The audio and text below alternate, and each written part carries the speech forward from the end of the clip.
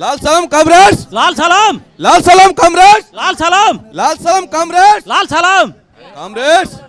అన్నా ఈ రోజు మిమ్మల్ని అందరూ ఇక్కడ మీటింగ్ పిలవడానికి కారణం ఏంటో తెలుసా? చెప్పన్నా.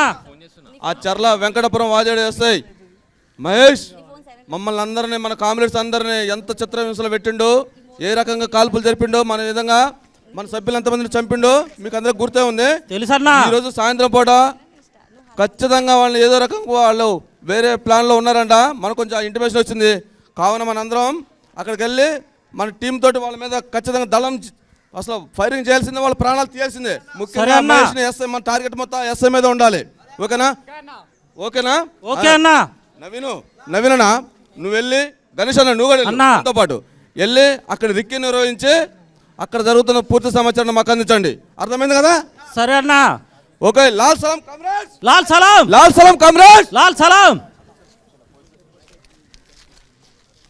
మహేష్, ఈరోజు ఏమైనా కేసులు ఏమైనా ఉన్నాయా? ఓకే ఓకే, జాగ్రత్త ఉండండి. ఈ ఏరియా బాగలేదు, కొంచెం డిస్ట్రిక్ట్ ఏరియా కాబట్టి జాగ్రత్త చూసుకోవాలి.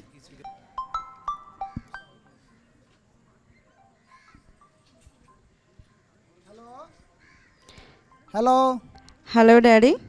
బేటా. డాడీ, ఈరోజు నా బర్త్డే గుర్తుంది కదా మీకు? గుర్తుంది తల్లి. ఆ బర్త్డే ఎట్లా మర్చిపోతా బేటా నేను? నా ఎవ్రీ బర్త్డేకి మీరు రావట్లేదు డాడీ. ఈరోజు ఈవినింగ్ కంపల్సరీ తొందరగా రండి డాడీ. తప్పకుండా వస్తా బేటా. డాడీ, మా ఫ్రెండ్స్ని కూడా నేను ఇన్వైట్ చేశాను daddy. Very good very good. వచ్చేటప్పుడు కేక్ తీసుకొస్తారా డాడీ? తీసుకొస్తా కదా బిడ్డ, నీకు తప్పకుండా రండి డాడీ, త్వరగా రండి డాడీ. ఓకే అమ్మా థ్యాంక్ యూ. నరేష్, ఈరోజు నా బిడ్డ బర్త్డే ఉంది, అందుకొంచెం కొంచెం సంతోషంగా ఉంది. ఇప్పుడే కాల్ వచ్చింది. పాపకి పుట్టినరోజు శుభాకాంక్షలు సార్. Thank you sir. మరి అరే పార్టీ ఎందుకు లేదు బాయ్? ఇంటికాడ నుంచి భోజనం పంపిస్తా సాయంత్రం అందరికి, పిఎస్ అందరికి. మంచిది సార్, మంచిది సార్. నమస్తే. సార్ని కలవాలి సార్. దెబ్బలు తగిలినాయి సార్. సార్ నమస్తే సార్. నమస్తే సార్. దెబ్బలు తగిలినాయి సార్. కూర్చో. పర్వాలేదు సార్. కూర్చోండి సార్. దెబ్బలు బాగా తగిలినట్టుంది. సార్ మాది వాజేడు సార్. నాకు మా తమ్ముడికి పొలం గట్టు దగ్గర గొడవ అయింది.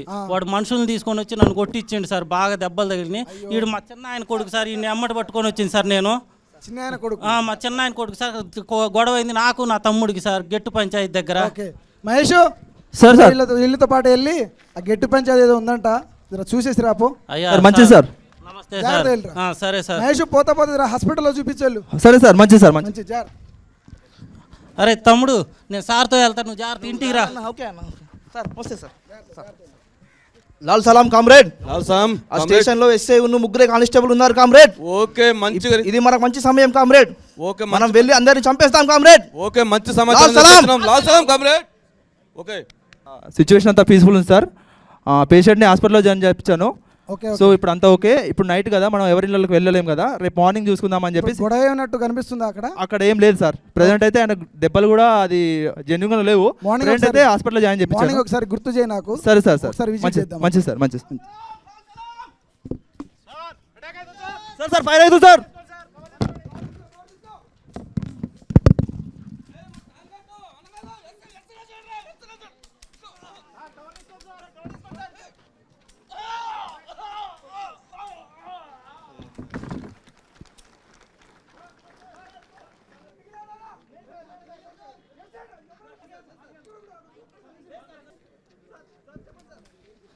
అరే మహేష్, అరే ఓకే నాకేం కాదు.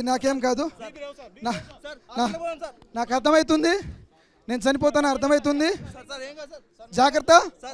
పోలీస్ స్టేషన్ బాగా చూసుకోవాలి, ఎవరు మిగలొద్దు. నెక్స్ట్ టైం ఈ పోలీస్ మీద ఎవరైనా అటాక్ కాకుండా చూసుకోండి. ఓకేనా?